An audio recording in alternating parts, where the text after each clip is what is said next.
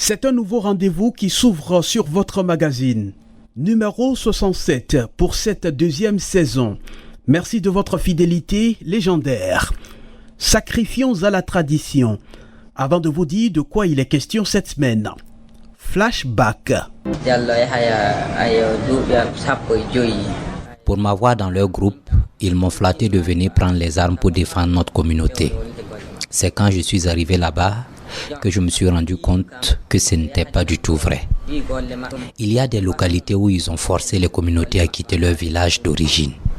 Leur mode de recrutement consiste à dire aux jeunes de venir prendre les armes pour défendre leur communauté. Et une fois là-bas, on constate que personne n'est épargné. Vous savez que dans le village là-haut, si quelqu'un vient, il vous sympathise, il dit qu'il est de la même religion que vous, il vient à la mosquée, il fait tout, vous avez des petits problèmes, il règle, ça a commencé comme ça, c'est pas aujourd'hui. Ils se sont infiltrés au sein de la population. Et ils ont des indicateurs, des informateurs partout. C'est arrivé à un certain moment où personne ne fait confiance en personne. Même au grain, vous essayez, mais à vrai dire, même au sein des associations, il n'y a pas assez de confiance entre les gens. Parce que tout le monde se dit, avec ce degré d'infiltration des groupes armés non étatiques et les moyens qu'ils ont à leur disposition, il vaut mieux quand même s'abstenir de tout dire. Nous parlions des réseaux de renseignement des groupes armés non étatiques. Une question cette semaine. En dehors de la Russie, quelles sont les autres puissances qui s'activent au Sahel? Aujourd'hui, nous pouvons dire que la coopération avec la Turquie se porte très bien. Nous ne savons pas combien d'ennemis dont nous faisons face. Donc, il serait la bienvenue aussi que d'autres aussi partenaires puissent vraiment nous accompagner. Notre rencontre avec le ministre des Affaires étrangères de la Turquie, c'était justement pour pouvoir identifier les voies et moyens de renforcer cette coopération dans tous les domaines. Il y a d'autres puissances qui sont moins influentes. L'Inde, par exemple, a certains intérêts. La cimenterie, l'Inde est présente un peu dans la cimenterie. Au Niger, il y a des capitaux indiens. Et il y a aussi le Brésil qui est un peu en embuscade, qui cherche aussi des intérêts, puisque, vous savez, on ne peut pas détacher complètement le Sahel d'un pays comme le Nigeria. Et tout ça, il y a des puissances qui sont présentes. Et je crois que l'enjeu pour les pays, c'est de pouvoir tirer le meilleur parti. La diversité des partenariats est une bonne chose. Ce magazine a pour spécialité de donner la parole aux communautés qui vivent la crise sécuritaire et les autres types de conflits à travers le Sahel, en Afrique de l'Ouest et sur le continent. Nous croyons en une narration purement africaine des drames qui se jouent en Afrique. Magazine réalisé avec le soutien de la fondation Open Society. Des articles scientifiques ou de presse, des recherches des observatoires et autres instituts de recherche sur la question sécuritaire renseignent sur la présence au Sahel de grandes puissances. La Russie ne cache plus sa présence et appuie ouvertement les armées du Sahel central, on le sait. Mais alors, quelles sont ces autres puissances, plus discrètes mais offensives, qui opèrent au Sahel? Des pays comme la Chine ou encore la Turquie opèrent sans tambour ni trompette. Ils appuient ces pays du Sahel central dans plusieurs domaines: sécurité, santé, développement et même sur le plan religieux. Des puissances qui agissent en fonction de leurs intérêts. L'armée malienne a reçu par exemple des équipements militaires pour mieux éradiquer les groupes armés non étatiques qui perturbent sa quiétude. Des officiels maliens vantent les retombées des différents partenariats, comme nous allons le voir avec Aliou Cham. Depuis le deuxième coup d'État en mai 2021, les militaires au pouvoir, après avoir rompu les liens avec la France, ont noué de nouveaux partenariats avec plusieurs puissances étrangères. Sur le plan militaire, le pays a signé des accords avec la Chine ou encore la Turquie. Officiellement, ces pays ne disposent pas de forces combattantes opérant sur le sol malien, mais ils interviennent à travers l'acquisition des équipements militaires aux forces armées maliennes. C'est le cas de la Turquie qui a fourni le pays en drones de surveillance du territoire de type Bayraktar et Akansi. Des équipements qui ont permis aux soldats maliens d'être plus efficaces dans la lutte contre le terrorisme. Un partenariat satisfaisant d'après le chef d'état-major général des armées, Oumar Diarra. La coopération avec la Turquie, c'est une coopération qui est vraiment fructueuse depuis qu'elle a commencé. On a vu il y a beaucoup d'acquisitions qui ont été faites. D'autres appuis supplémentaires en termes de moyens aériens, en termes de moyens tirés seront toujours les bienvenus et nous conforterons dans la mission que nous sommes en train d'exécuter.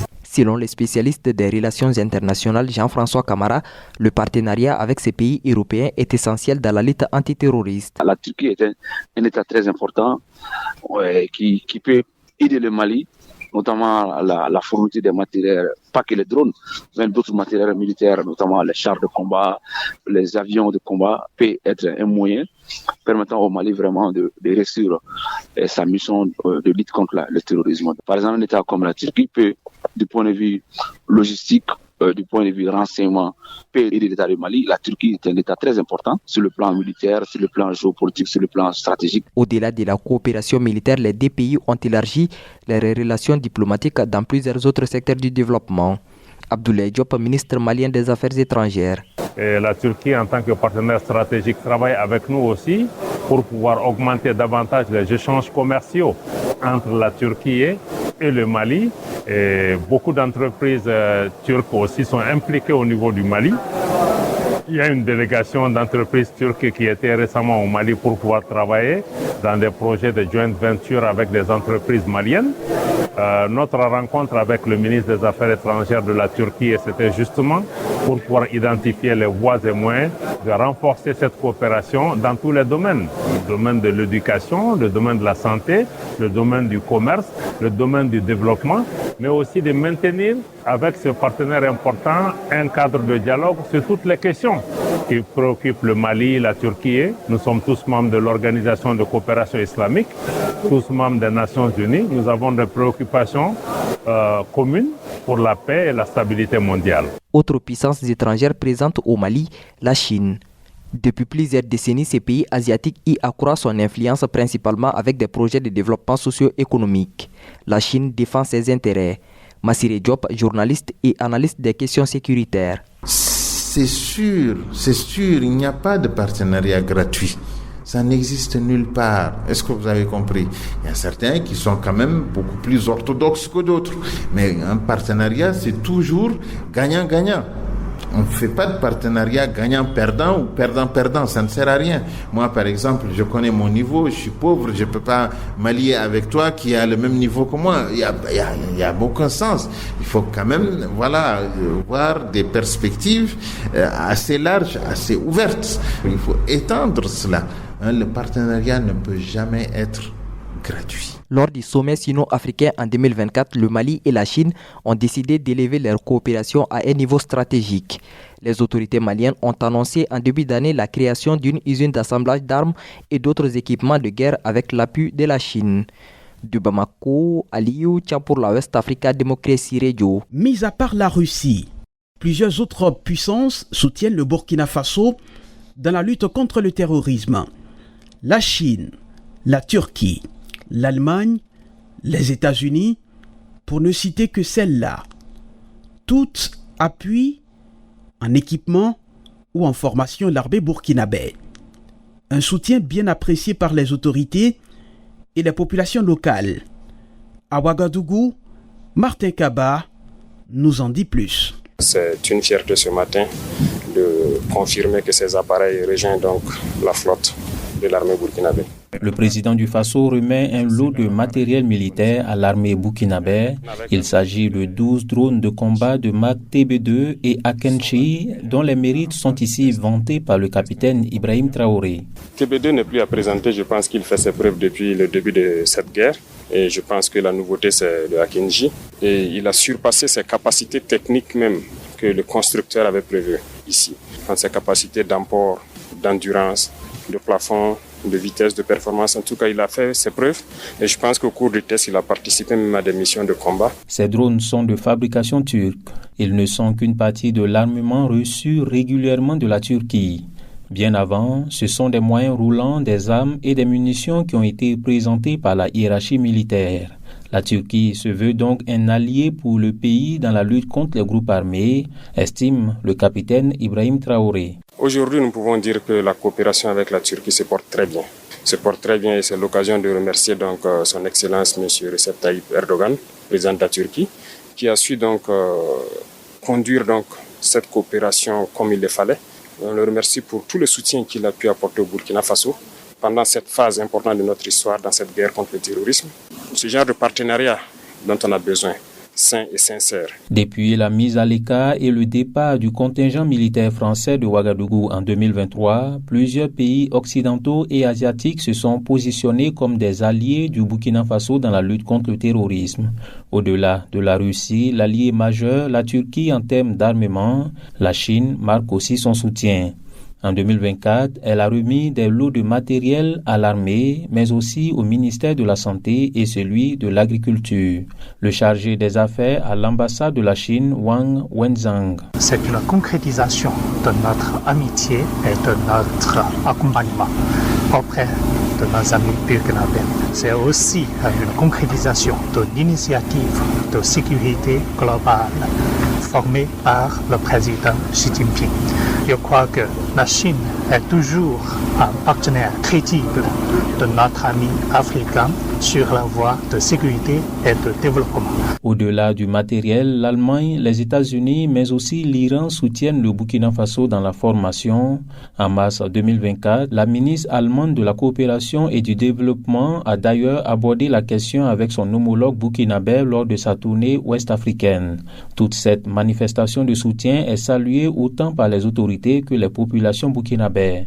À Kamti, à une cinquantaine de kilomètres de Gawa, dans la région du sud-ouest, le leader associatif Daraté Yen salue ce partenariat qu'il qualifie de gagnant-gagnant. Parce que si c'est un ennemi, en tout cas un seul ennemi face au Burkina, peut-être que le Burkina aussi peut développer ses initiatives pour faire face à cet ennemi.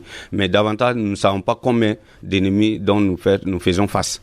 Donc, il serait la bienvenue aussi que d'autres aussi partenaires puissent vraiment nous accompagner. En tant que responsable associatif, en tout cas, je trouve ça salutaire. Parce que quand le partenaire qui vient à nous, il vient peut-être pour nous aider, pour en tout cas éradiquer notre mal. En tout cas, et les partenariats, c'est gagnant-gagnant. Le soutien au Burkina Faso est également africain, comme cette aide humanitaire de 106 tonnes de produits alimentaires octroyée par l'Algérie au mois de janvier 2025, ou encore l'armement envoyé par la Côte d'Ivoire composé de 1000 Kalachnikov, 100 000 munitions, une cinquantaine de pick-up, d'une valeur totale de 2,3 milliards de francs CFA. De Ouagadougou, Martin Kaba, West Africa, Démocratie Radio. Essayons maintenant de comprendre un peu comment le Burkina a construit ces dernières années ses partenariats en dehors de la France. L'ex-puissance colonisatrice. Blaise Kientega, analyste des questions sécuritaires, avec Martin Kaba à Ouagadougou. Avec le président Roch Marc Christian Kaboré, il y avait déjà un pas qui avait été franchi, qui a permis dans un premier temps d'acquérir quelques drones, mais ça a été renforcé donc avec l'arrivée donc du capitaine Ibrahim Traoré. Donc je pense que sous le plan donc de la défense et de la sécurité, il y a aussi un projet, je crois, je l'ai entendu donc des nouvelles autorités, de modernisation des forces armées nationales. Vous savez que nous avons hérité d'armées où sur le plan structurel, on n'avait pas suffisamment investi. Sur le plan de la modernisation, on n'avait pas suffisamment modernisé nos armées pour qu'elles soient donc à la hauteur donc de la menace terroriste. Donc je pense que les récentes sorties donc de nos autorités militaires, mais également de la première autorité du pays, mais aussi le Premier ministre, c'était dans la logique justement donc de pouvoir donc restructurer, aider que ces pays-là aident le Burkina Faso à moderniser substantiellement son armée. Donc il y a ce volet-là. Dans la diversification des partenariats, c'est aussi de voir comment puiser dans les richesses culturelles, mais également aussi dans la diversité de la vision du monde, comment le Burkina Faso peut en fait aller vers d'autres personnes et puis pouvoir justement tirer le meilleur pour son développement, parce que vous êtes sans ignorer que la Russie, mais aussi la Turquie, l'Iran, mais également d'autres pays qui sont suffisamment en avance sur le plan agriculture, sur le plan, j'allais dire, capacité d'acquisition de matériel d'exploitation minéralière, mais également aussi, il y a des investisseurs dans ces pays-là qui sont intéressés aussi par donc, les potentialités minières du Burkina. Donc, je pense qu'il peut y avoir des partenariats au plan acquisition de moyens, au plan investissement, mais également aussi, vous êtes sans ignorer, au plan aussi de transfert de technologies. dans l'agriculture. Donc je pense que on peut avoir quelque chose avec ces nouveaux partenaires, tout comme les partenariats peuvent se poursuivre avec les partenaires traditionnels qui le veulent bien sûr, parce que en dehors donc de ces pays cités, vous savez très bien que l'Allemagne tout récemment est en train d'aider le génie militaire au Burkina Faso à plus être beaucoup plus moderne avec donc des moyens, mais également aussi avec de l'encadrement. Blaise Kientega, analyste des questions sécuritaires, avec Martin Kaba, l'un de nos reporters au Sahel central. La Russie a renforcé ses liens avec le Niger dans la foulée du retrait des forces françaises de Niamey, ce qu'approuvent nombre de Nigériens qui prennent la parole dans l'espace public. D'autres estiment que l'armée à elle seule peut en finir avec les groupes armés non étatiques qui attaquent le Niger. Pour eux, il suffit que les conditions favorables à cet exploit se créent. À Niamey, faisons le point avec Murtala Zoubero. Le Niger, en dehors de la Russie, entretient des relations bilatérales avec des pays comme l'Iran, la Turquie ou encore la Chine, même si toutes ces coopérations n'ont pas été paraphées par un accord. Avec la dégradation de la situation sécuritaire, les populations réclament davantage d'aide à Moscou.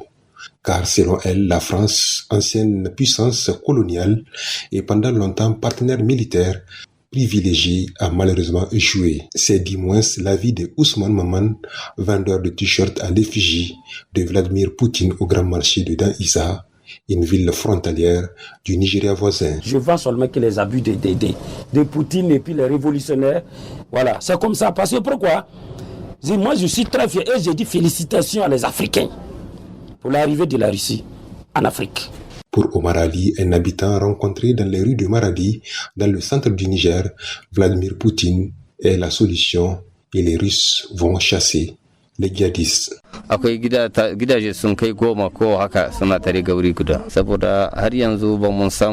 je pense qu'avec la Russie, on pourra en finir avec cette crise sécuritaire au Sahel, parce que les Russes sont de vrais guerriers. Le président russe est un vrai révolutionnaire qui ne recule pas. La présence des Russes fait peur à certaines puissances déjà présentes. Vladimir Poutine est vraiment la solution pour gérer cette crise. Ilyas Barma, la soixantaine, ne soutient pas les accords de coopération militaire, que ce soit avec la Russie ou bien d'autres pays. Pour lui, l'État doit créer les conditions pour que l'armée puisse faire face aux menaces sécuritaires.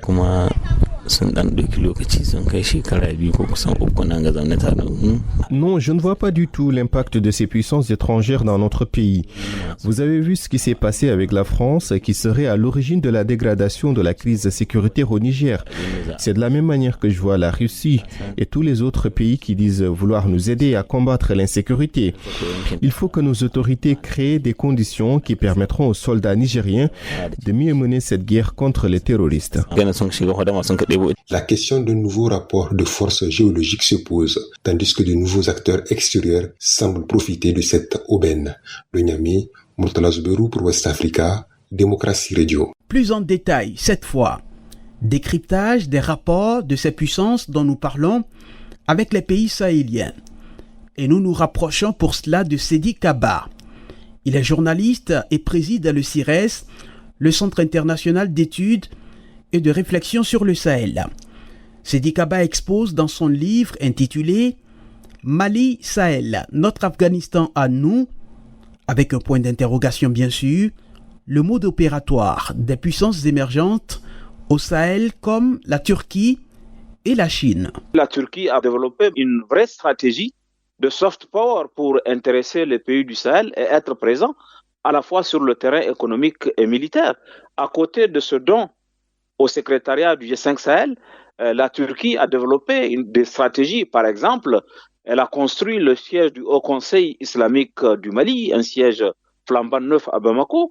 Elle organise chaque année, pendant la période que nous vivons actuellement, celle du pèlerinage. Elle organise les transports des pèlerins nigériens, maliens, tchadiens vers les lieux saints de l'islam en Arabie Saoudite. La Turkish Airlines est devenue presque la compagnie nationale de plusieurs pays. Elle dessert les 5 pays du Sahel. Sur le plan militaire, et on l'oublie un peu, en 2019 déjà, la Turquie avait signé un accord de coopération avec un pays comme le Niger qui prévoit la formation des militaires nigériens, mais aussi l'assistance technique. La plupart de ces pays qui sont dans cette situation sécuritaire ont acheté des drones ou sur le point d'acheter des drones à la Turquie. Et qui dit achat de ce matériel aussi dit accompagnement sur le plan de la maintenance et de la formation. Il n'y a que la Turquie quand même a échoué à occuper Madama, un site stratégique pour surveiller la passe de Salvador dans le nord du Niger. Qu'est-ce qui s'est passé réellement? Il ne faut pas casser les choses.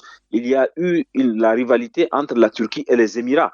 Les Émirats arabes unis aussi étaient dans cette démarche de rapprochement avec le Niger, comme elles le font aujourd'hui d'ailleurs avec le Tchad. Elles étaient dans ce rapprochement avec le Niger et le Niger a choisi de ne pas trancher entre les Émirats arabes unis et la Turquie. Et du coup, le projet turc d'une installation éventuelle à Madama n'a pas pu prospérer. Mais il reste que la Turquie a gardé l'accord de coopération militaire avec le Niger et cet accord-là continue d'être mis en œuvre, même si il n'y a pas eu d'installation de la base à Madama. Au Mali déjà, l'Algérie intervient. Vous consacrez un chapitre à cela dans votre livre « L'Algérie, pompier et pyromane ». En dehors du Mali, est-ce qu'on voit l'Algérie avoir de l'influence dans les autres pays du Sahel central? On sait qu'avec le Niger, il y a également des relations. Oui, il y a des relations de coopération. L'Algérie a formé des bataillons de l'armée nigérienne, a formé à l'époque, une époque des bataillons antiterroristes de l'armée nigérienne. Il y a aussi tout le savoir-faire que l'Algérie a pu accumuler, puisqu'elle a été confrontée, autant que nos pays aujourd'hui, à la menace terroriste. Donc, elle a une certaine expérience. Et l'Algérie a fourni aussi par le passé, puisque c'est un grand pays pétrolier, du carburant aux unités, que ce soit au Mali, que ce soit au Niger. Et il y a dans le cas, par exemple, du Niger, et ça a été documenté, l'Algérie a participé à la maintenance des hélicoptères nigériens. Vous savez que le Niger a acquis sous le président Tandja des hélicoptères de fabrication russe, ce qu'on appelle les MiG, MiG-17, MiG-21. Et puisque l'Algérie a principalement son matériel acheté à la Russie, un des plus grands clients, je crois, de la Russie en matière d'armes, avec l'Égypte en Afrique. Donc, ils ont développé une capacité de maintenance, un savoir-faire qu'ils ont partagé avec le Niger. Et l'Algérie accueille aussi des officiers nigériens dans le cadre de leur formation. Vous savez, l'Algérie a été un des tout premiers pays à mettre en place avec le Niger, le Mali et la Mauritanie, le CEMOC, le comité conjoint d'état-major, qui est basé à Tamaracet. Mais aujourd'hui, est-ce que l'Algérie continue d'être aussi active? Non, elle est moins active à cause de la dégradation des relations. L'Algérie a été médiateur au Mali, mais elle a été médiateur aussi au Niger. La rébellion Touareg entre 1991 et 1995, qui s'est achevée dans le cas du Niger par la conclusion de l'accord de paix de Ouagadougou en 1995. Cet accord a été facilité par l'Algérie. L'Algérie faisait partie des pays médiateurs. Et le dernier accord qu'on appelle l'accord d'Alger au Mali a été aussi un accord qui a été facilité. Mais par la suite, après les coups d'État militaires, il y a eu, particulièrement dans le cas du Mali, il y a eu une dégradation des relations. Maintenant, après cet excès de tension entre les deux pays, on va vers un apaisement. L'Algérie est moins influente qu'avant, mais elle reste quand même presque incontournable à cause de son voisinage avec les deux pays. L'Algérie partage une longue frontière avec le Mali, elle partage aussi une frontière avec le Niger. Parlons aussi de la Chine. La Chine, elle est beaucoup plus discrète. Oui, plus discrète et plus économique que militaire. La Chine est quand même le pays qui exploite le pétrole nigérien depuis 2011. C'est la Chine qui a installé la Soraz, la société de raffinage de Zander. Et c'est la Chine qui a aidé le Niger à construire le pipeline. Qui relie le Niger au Bénin. Qui relie le Niger au Bénin. Et ce pipeline a été construit pour 4 milliards, il fait 2000 km environ, avec le soutien de la Chine. Et aujourd'hui, le Niger produit environ 110 000 barils de pétrole par jour, 90 000 barils destinés à l'exportation. Et ça, c'est convoyé par la Chine. Et l'intérêt aussi de regarder cela avec attention, c'est que le Niger est devenu le fournisseur du Burkina Faso et du Mali en matière de pétrole. Il y a donc une AES du pétrole qui s'est construite avec l'aide de la Chine. Si les choses évoluent, la Chine va s'intéresser aussi à la sécurisation, puisque pour éviter ce qui est arrivé, les attaques contre les pipelines, les enlèvements de ressortissants chinois, là aussi, la Chine va sans doute s'intéresser à ces questions-là, de sécurité aussi. Il n'y a pas que la Turquie et la Chine qui montent en puissance au Sahel. D'autres pays sont présents. Et pour Sedi Kaba, c'est une opportunité pour ces pays du Sahel central confrontés à la menace sécuritaire. Ils peuvent se développer rapidement. Il y a d'autres puissances qui sont moins influentes. L'Inde, par exemple, a certains intérêts.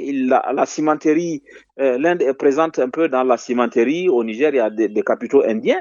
Et il y a aussi le Brésil qui est un peu en embuscade, qui cherche aussi des intérêts, puisque, vous savez, on ne peut pas détacher complètement le Sahel d'un pays comme le Nigeria.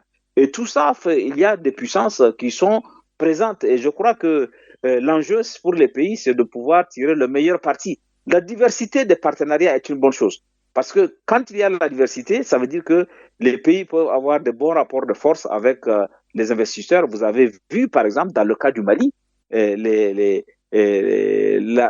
Canada est très présent au Mali et au Burkina à travers l'exploitation aurifère. Ce n'est pas des sociétés d'État, mais ce sont des sociétés canadiennes. Donc l'État canadien aussi participe. 90% de l'or produit au Mali est produit par des sociétés canadiennes. C'est la même chose au Burkina. Il y a une importante production de l'or qui est faite par les sociétés canadiennes. Donc, il y a aussi des Australiens. Des Australiens qui sont moins présents que les Canadiens, mais qui sont présents quand même.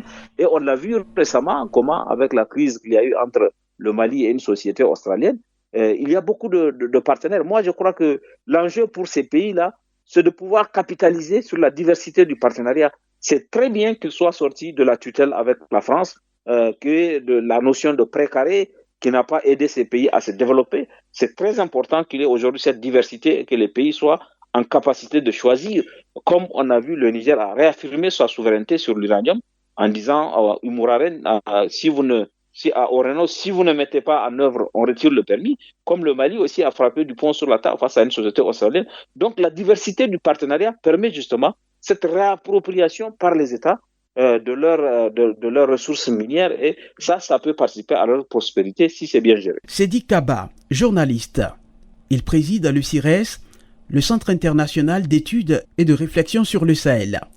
Sedi Kaba, auteur de l'ouvrage Mali Sahel, notre Afghanistan à nous, avec un point d'interrogation. Dans le Sahel, épisode 67, deuxième saison. C'est fini. Notez bien le thème de cette semaine. Il apparaît sous forme de question. En dehors de la Russie, quelles autres puissances s'activent au Sahel? Magazine réalisé avec le soutien de la Fondation Open Society. Retrouvez-le sur notre site wadr.org. Si vous voulez réagir à ce que vous venez d'écouter, rendez-vous sur notre page Facebook WADR français ou écrivez-nous à l'adresse mail WADR en minuscule @wadr.org.